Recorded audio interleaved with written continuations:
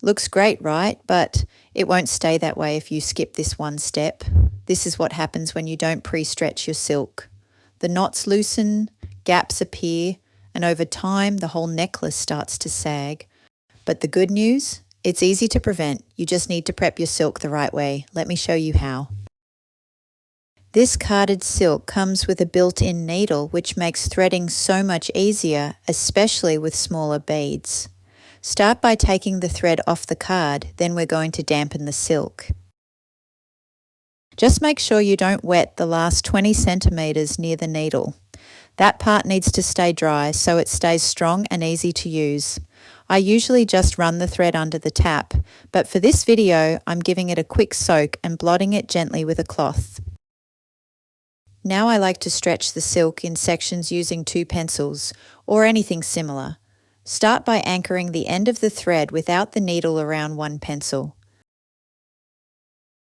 Then about 15 centimeters down, wrap the next section around the second pencil.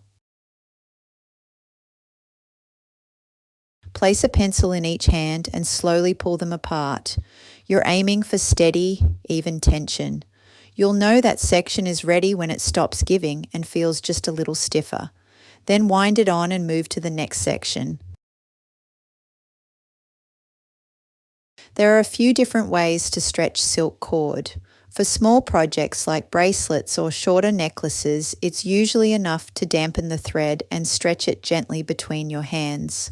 Some people like to dampen the cord and hang weights from the ends overnight, but for a full 108 knotted gemstone beaded necklace, especially when you're using heavy gemstone beads, I always recommend a more thorough approach.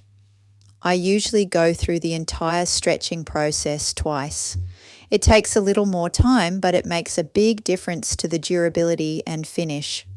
Silk has a soft, luxurious drape and is the traditional choice for knotting, especially with pearls and gemstones. But it does need to be properly prepped, or your knots will loosen over time and the necklace may sag.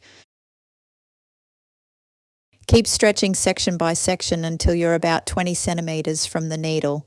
We leave that part untouched so it stays strong and easy to thread.